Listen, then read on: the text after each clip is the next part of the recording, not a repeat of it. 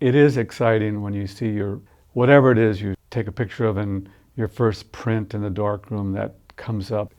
It's magical. I was aware of not seeing photographs that somehow reflected the real space and pace and feel of LA. And when I started photographing, especially the automotive pictures, and then that led into the bus stop pictures, and that led into the lunch hour pictures. I think that what I was trying to look at was, for instance, the bus stop pictures. It's basically the same picture, but all over LA, but each one is different. But essentially, it's the same picture, that perspective. And that was a way of capturing LA. You might say that endless kind of street that you actually can't, unless you walk, you can't experience that. If you're driving, it's a whole different thing. And I knew I was trying to photograph parts of LA that nobody else was looking at. LA downtown, before I took pictures, that's where I actually hung out with my cousins, friends. We'd go to all those movie theaters. We would just be on the street, just walking around, just hanging out. So when I first started to think about, taking pictures, where would I go? Downtown is a place I knew. Before I got to know the history of street photography and whoever those photographers were, from Robert Frank to anybody, I was really drawn to downtown LA because I knew it. I felt that that's a place I wanted to try to work in, capture, even though I didn't know what those pictures were going to be. That's where I started. From my own background, from that experience as a kid growing up there, LA's changed. Back then, you might say it was basically it was very quiet compared to what it is now. All the Broadway department stores were open. It was quite alive, actually. And that's when I was photographing. It's now a completely different place now. Long Beach was the first place I went to photograph when I got back and thinking about Weston. So that's because of growing up, and that's actually the first beach I actually used to hang out, go with my parents as a kid. So that started there, but then I went to Santa Monica, Venice. There's actually a couple of pictures made in Jones Beach, New York as well.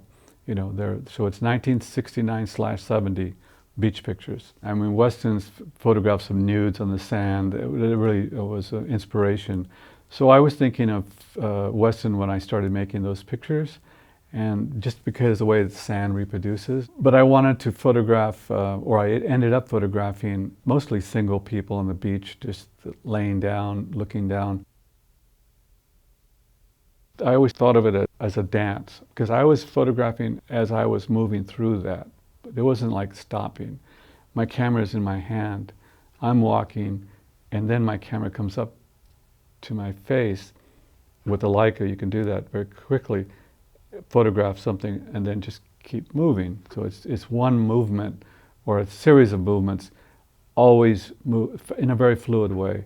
And that's a very hard surface, and obviously the people can seem, let's say they're having their private moment. But I also thought that I was trying to photograph things in a very straightforward, but you might say, taking a really hard look at it, versus other photographers that may have been photographing in cities, which was a much softer approach, you might say. Mine was not. I think of them as becoming much more focused and much more formal in a very hard, straightforward way of looking at it. They're more confrontational, But sometimes in that confrontation, people are aware that I'm taking the pictures, and other times they're not aware that I'm taking the pictures. I disappeared. They're both two different ways of working, but I like both of them. Rodeo Drive, those color photographs, different than the black and white. Maybe even the color is probably closer. I'm actually physically closer to people, which I liked, trying to make pictures that way because of the challenge. The people, whether it's black and white, a younger person or an older person, what interests me is that you might say they're so ordinary, basically very ordinary people, but I didn't want, the pictures aren't ordinary. And I think I could say the same thing for a lot of my work, that it doesn't even have people in them. It's whatever I'm photographing is so ordinary, but the pictures aren't. I started thinking about, well, LA, the automobile has a huge impact, and I started making these photographs, which I call automotive landscapes. And that started this other way of looking at LA, which meant that I could actually photograph things in LA that are really about LA. I could have continued making more street photographs in downtown LA, but I wanted a change. To me, it was again discovering and experiencing LA in a different way, but now actually photographing it as well, but personally just to look at other places in LA that I had never been to. People might say it's a gritty or depressing place, but to make a picture that's, yes, it's all that, but isn't that a really interesting picture of that? And that's what always drives me, is that saying, does the picture really work? And is it really something that forces people to say, gee, I really like that picture, but look at what I'm looking at. And why do I feel that way? Well, you're looking at something I looked at and felt that way. And if you can feel that way, then I think I was successful. Angeles National Forest has places that are designated where people will go on target practice. And that really fascinated me in terms of what they were taking out there, where you're supposed to take a real target, put it up, and then when you finish, take it away. Well, people don't do that. They just go crazy. They take things out there to see what happens when you shoot it, whether it's a television, whatever it is, paint cans, anything. And so I started photographing all that. Well, that led into something, the homeless work, that led into something else. I never went back to photographing people, but it wasn't a conscious decision to stop photographing people. It just happened.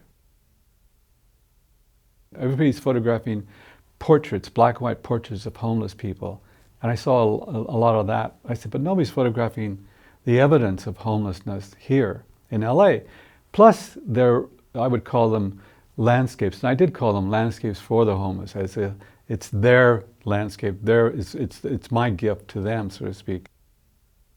The homeless work for me was very rich work, to do, because nobody was looking at it that way. And looking at it meaning as an artist, it hasn't been revealed, so to speak, that way, in a very serious way, and also in a very formal way. Color and the evidence of homelessness, not the people themselves, but to try to evoke, what is it really like, living there, sleeping there, eating there, whatever it was, in these places. Homeless people, poor people, they're just like they're at the very bottom, and there's always a bottom, but we don't like to think about it and we don't like to see it. And actually now it's gotten so bad that people, even though it's all around us, people actually don't see it anymore. The Forever Pictures was overlapping years later of the homeless pictures, because they're all real homeless sites. And the challenge was, when I started that, I wanted to look out. I'm in those places. I'm actually looking at what somebody would actually see from that position, that point. So it's their point of view. Some of them are very abstract, very minimal. I love the square format, it's so formal. But they're real places, and a real place that somebody actually saw, was sleeping there, sitting there, and I'm in that position now. So you might say they're just these details, more now than the other work was. Out in the desert, discarded, another body of work, these photographs that I made, you don't know what's out there. I've never been out to these places before.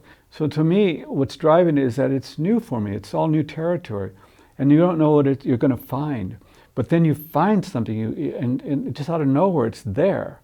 And it's so incredible that you actually can make a picture at that moment. And it won't be repeated.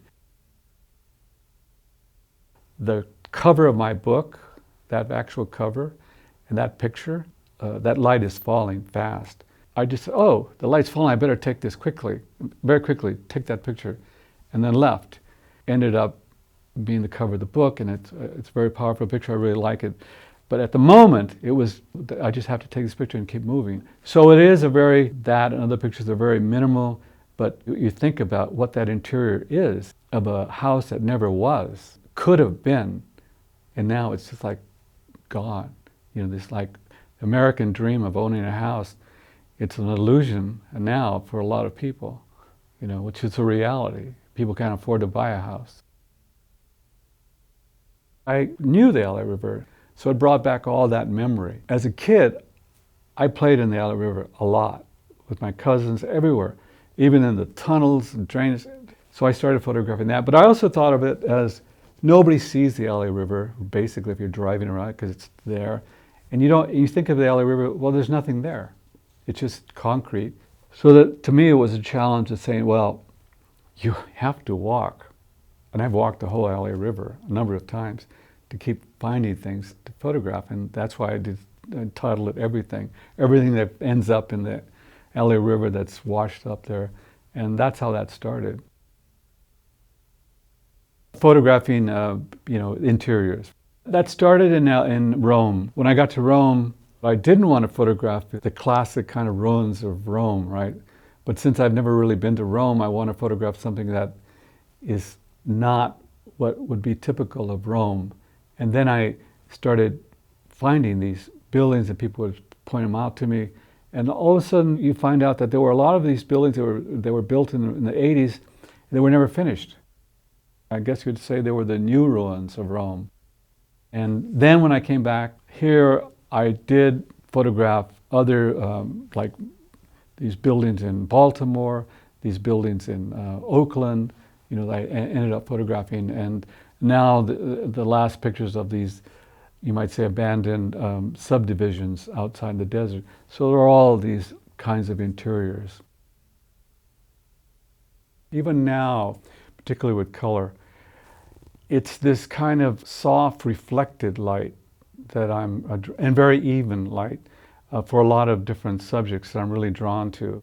It's something that it kind of comes up again and again in certain pictures. You don't stop and say, well, that's the kind of light I like. It's just whatever it is at that moment, whatever the subject you're photographing, it just hits you. I'm thinking about things that haven't been expressed somehow through photography, still photographs, art, whatever that experience is, let's express it. So what is it that hasn't been expressed in art that we can try to do? And so I say that was kind of a driving thing. It's been in the back of my mind for a number of years. I like the way I've been working in a very, very fluid way, and for all this time now. And it's very gratifying because it makes me feel that I still have a lot of work to do.